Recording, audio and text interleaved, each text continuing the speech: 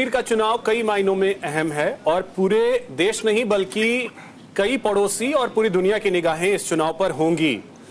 National conference के साथ कांग्रेस का आना और पीडीपी से यह कहा जा रहा है कि हम बातचीत करने की कोशिश करेंगे। अगर पीडीपी भी साथ आ जाए तो फिर इस चुनाव को आप किस तरीके से देखते हैं? बीजेपी के लिए यहां क्या चुनौतियां और 370 बहाली को लेकर के अगर एनसी क्लियर कह रही है कि बहाल करेंगे तो फिर कांग्रेस के लिए बाकी जगह क्या मुश्किल? नहीं, देखिए, बात बीजेपी कांग्रेस की होती तो दूसरी है। धारा 370 बीजेपी कांग्रेस नहीं, राष्ट्र के लिए फायदेमंद या नुकसानदायक है, ये इंपॉर्टेंट है। तो कॉन्सेप्ट बेस पे आप समझ लीजिए, कोई भी पार्टी जो ये बोल रही है कि हम आएंगे 370 बहाल करेंगे, खुदा का लाख लाख शुक्र है कि वो लोग जो पहले बोलते थे कि कश्मीर एक अलग आजाद मुल्क बनेगा और है, घुटनों पे आके नाक रगड़ के आज बोल रहे हैं, भीख मांग रहे हैं कि एक अलग तरीके से एक राज्य बना दीजिए, स्वतंत्र राज्य बना दीजिए। जो अलग राष्ट्र बनाने की बात करते थे कश्मीर को भारत से अलग करके, नाक रगड़ के भीख मांग करके बोल रहे हैं कि भाई राज्य की स्वतंत्रता स्थापित करिए। तो ये घुटनों पे आए हैं, तो बधाई इसके लिए सरकार को। दूसरी इंपॉर्टेंट चीज जो ये बोल रहे थे ना, ये कांग्रेस के नेता, पता न हमने ये किया जी, हमने वो, अरे आपने क्या किया? घंटा किया। मैं आपको बताता हूँ, सारे फिल्मों की शूटिंग कश्मीर में होती थी, सारी शूटिंग बंद हो गई। घाटी पंडितों से खाली, सुन लीजिए, बीच में मत बोलिए। घाटी की आधी जनसंख्या एक कल्चरल, ये बोलते हैं कि कल्चरल यूनिटी को, गंगा जमुनी तहजीब को हम मेंटेन करते हैं। गंगा को भी भगा दिया, जमुना को भी भगा दिया वहां से, मतलब पूरे हिंदुओं को भगा दिया।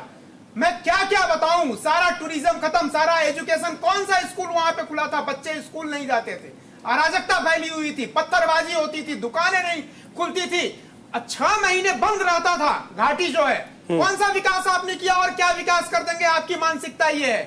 धारा 370 बहाल नहीं होगी। चुनाव भारत का आंतरिक मामला है, कोई भी जीते और कोई भी हारे। रही बात स्वतंत्र राज्य बनाने की, तो अभी भी कश्मीर में कोई नेता, कोई पार्टी इतना योग्य नहीं है जो अकेले दम पे वो कश्मीर को हैंडल कर सके और भारत की एकता और अखंडता को मेंटेन करके रख सके।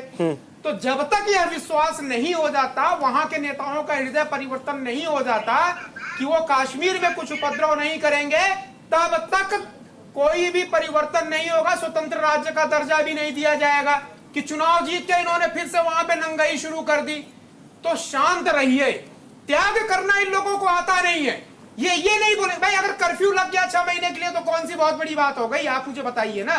तो राहुल गांधी तो कह रहे हैं कि सारे लोकतांत्रिक अधिकार छीन लिए गए। बीच का देश है, यहाँ खुद त्याग कर देते हैं। तो आप काम ऐसा करें कि कर्फ्यू ना लगे।